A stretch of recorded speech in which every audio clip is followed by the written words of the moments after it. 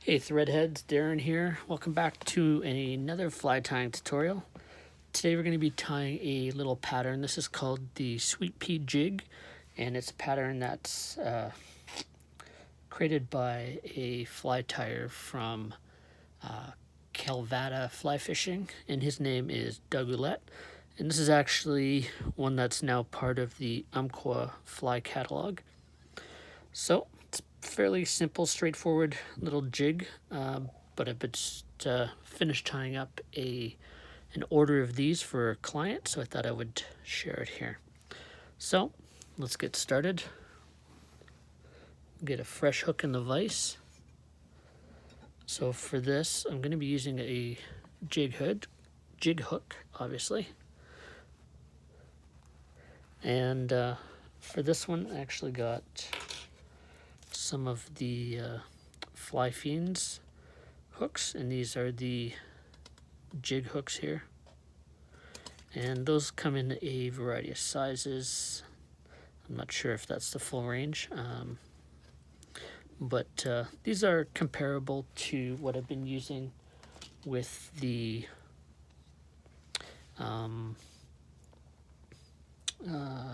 partridge hooks as well as the firehole hooks. So let me just fix that hook here. It's a little off. All right, a little better. All right, so we got this is a size 12 hook, and for the bead I've got a 4.0 millimeter, and we're just going to add a couple quick wraps of some weight here.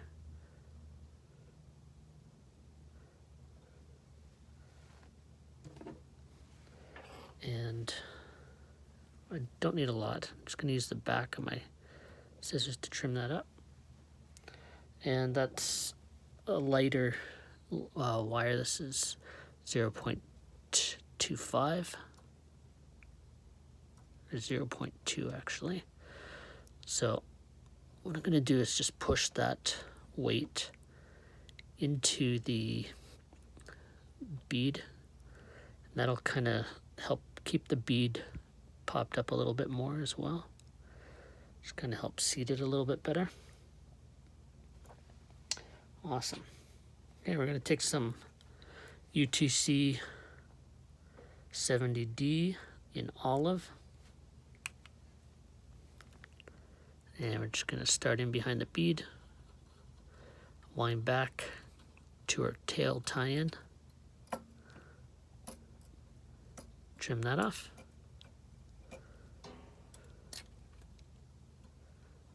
And what I like to do is just kind of start putting a little bit of a taper in between the hook wire shank and the weight that we've added. Just so any materials that we're wrapping on there, they have a easy time to wrap up. They're not going to get pushed down onto the body as you're wrapping it. It's not too bad for a start. All right, so we'll go back down to the tie-in point for the tail. For the tail material on this, we're going to be using a Coq de Leon feather. It's got a nice bit of speckling on there. So we're going to take a few fibers. I'll take somewhere around 10 or so fibers. You might see that this fly dressed a little more sparsely by some of the competition in the Euro anglers, but I just like mine to be a little bit more substantial there. If you feel that's too much, by all means, go ahead and use fewer there. So we're just going to trim off the tag ends of that, tie those down.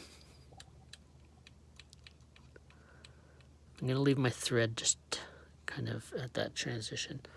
So the next thing we need is a stripped peacock herl. So that you got a number of options. I've got this one here I've just stripped, and basically I just use a pencil eraser and just kind of gently pull it down on one side, flip it over, pull it down the other side till most of those feather barbules, or whatever you want to call them, are stripped off. So we'll tie this in by the tip. So the tip is a little bit thinner than the base. And we'll tie that down into where their tail's tied, and then we'll bring that all the way up in behind the bead. All right, so you can see that broke there, so that's not a problem. Can unwrap that a little bit. We'll just tie this down a little again. So the thing about peacock herl is it can be a little bit brittle like that, and so if you tie it in by the tip, that's your weakest point. So we just want to wrap that, and we want to keep it in, basically touching turns as we go up.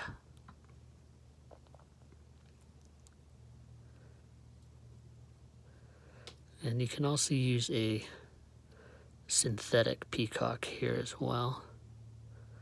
Get a little bit more breathing room with the synthetic.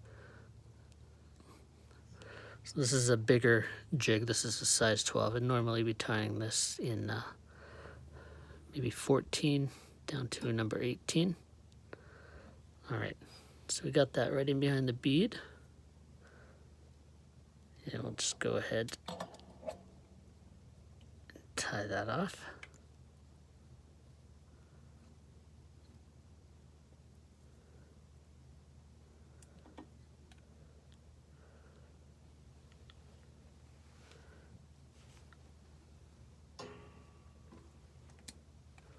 Right, I like to bend that stem back just to make sure that I tie it down. It's not going to come undone. We'll trim that. So this is, I guess, an optional step here, but what I like to do is just either give that a coat of bone dry or a coat of Sally Hansen's hard as nails, something like that, just to kind of reinforce that, because as you see in there when I was wrapping that, it is a little bit fragile, and if you don't have that fortified with something, if you get a fish tooth in there, that can come undone pretty quick.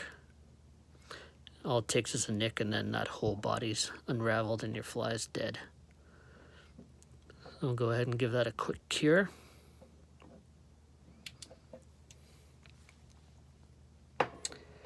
We're going to add a little bit of Flashaboo mirror flash.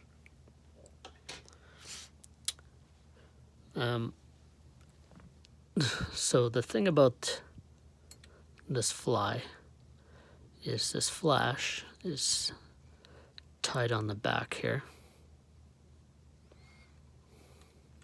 That's not good. Okay, let's start that again. I want to make sure you got those all bunched up.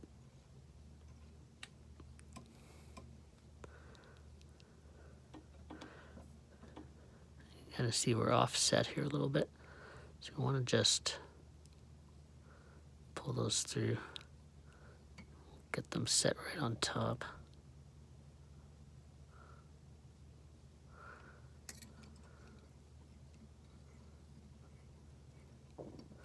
Right in the middle there, that's where you want them. But what I was going to say is this fly, as you're fishing it, it's mostly going to be fishing this way. So if you have this flash on the bottom, it kind of doesn't act as much of a trigger point, so you can actually tie it in on the top here and pull it over. I'm still going to keep mine here, but sort of for the purpose of keeping the peacock herl in line. So I'm going to take 2 strands of peacock herl. I'm going to tie these ones in by the base. Just trim those up.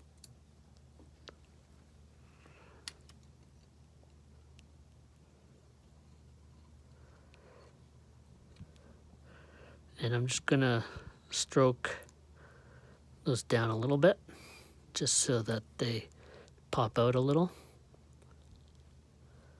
I'll give these a few turns, build up a nice thorax.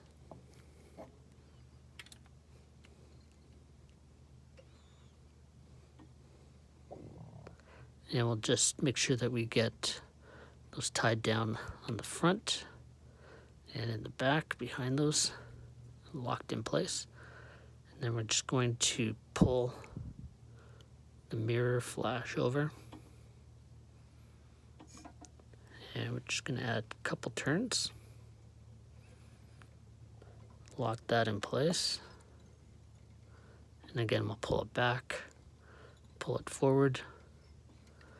Make sure that we got that locked down. Save this for your next one.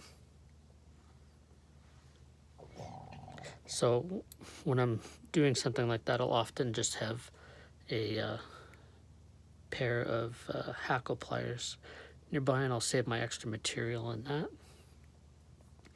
just so it doesn't get lost on my super messy desk. And I'm gonna add a whip finish.